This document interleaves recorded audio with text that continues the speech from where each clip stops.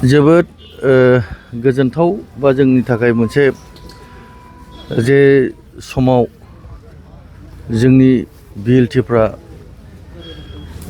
बिटिसिनि थाखाय बा बड'लेण्डनि थाखाय मोनसे सोमावसारनाय जादोंमोन आरो बे बिएलटिखौनो जोंनिनो मानगोनां श्रीजुत हाग्रामा महिलारी सारा मोनसे समाव दैदेनबोदोंमोन।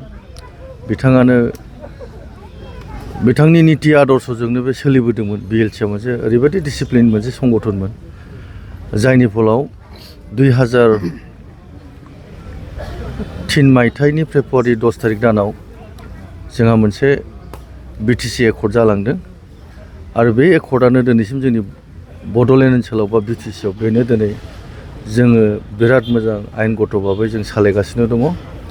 दिनै सालायै 15 बोसोर 20 बोसोर बारबाय। दा गतिके जोंनि बै बिर जोहोलावमोनखौ जों गोसोखांनांगोन। बेनिखायनो सारा जेब्लाबो बड'लेण्डनि आन्दलनाव जेसेबां सोमावसारनाय नट अनलि बिएलटि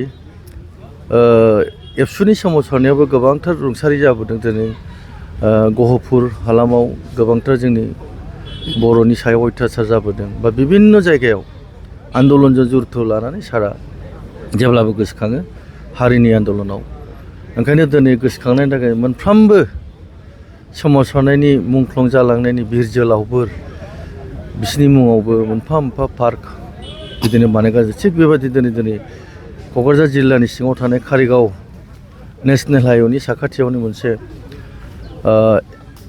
बिएलटिनि मोनसे मेम'रियेल पार्क दाफुंसारनो हाबाय आरो सारा गोबांथार जायगायाव बेबायदि मेम'रियेल पार्क दागोन। बड'लेण्ड मुभमेन्टआव जेसेबां रुंसारि जालांदों बिथांमोननि मुङावबो सारा अलरेडि देबरगाव सिमेट्रियै मोनसे दानानै होखाबाय। सिमेट्रियाबो मोनसे पार्क बादि जाखाबाय आरो सारा आरोबाव सानबावदों माखासे सिनियर लिडारनि नामैबो मोनसे पार्क बानायगोन होननानै। जेरेखम जोहोलाव प्रेमसिं ब्रह्म आरो गोबांथार बेबादिनो जाय मोनसे समाव हारिनि जाथिनि आन्दलनाव जुरित गोनां बिनि मुङाव मोनफा मोनफा पार्क मेम'रियेल दालांनो सेस्था खालामनो आरो बे सारा मानगोनां हाग्रामा महिलारी सारा बेखौ जाफुंसार होखागोन आरो बेनि गावनि थांखिखा। मोनफ्रोमबो जेसेबां आन्दलनाव आइजो माहारि हक बा जोंनि हौवाफोरानो हक जेसेबां रुंसारि जालांनाय बिथांमोननि मुङाव मोनफा मोनफा पार्क दालांनो थाखाय सारा साखाफारा जादों। बेसेबां खौथि रांजों माबायदि डिजाइनाव बानायनाय? बेखौथ' अलरेडि दहाय मिटिङावबो सारा डिक्लेयार खालामना लांखाबाय। 30+ गेजेराव बानायगोन।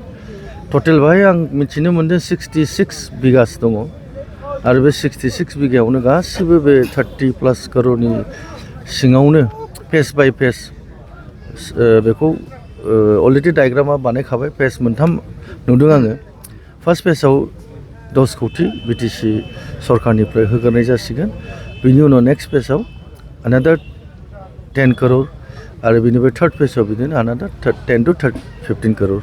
टटेलि बिदिनो 30-35 करोड़नि बिथोराव बे पार्कखौ समायना रमायना बिएलटि मेम'रियेल पार्क बानायगोन सारा गोबांथार सिन्था धारा खालामदों। जेरै नट अनलि जोंनि बर' माहारिनि गेजेराव नङा सारा बिभिन्न जाथि जनगोष्ठीनिबो सिन्था धारा खालामगासिनो। जेरै डक्टर भुपेन हाज'रिकानि मुङावबो मोनसे पार्क बानायनो नागिरदों आरो बावैसो जोंनि आसामनि मोनसे आइकनिक सिंगार मानगोनां जुबिन दा बिथांनिबो सारा अलरेडि हा होखाबाय। बिथांनिबो नामावबो मोनसे गिदिर पार्क बानायगोन सारा।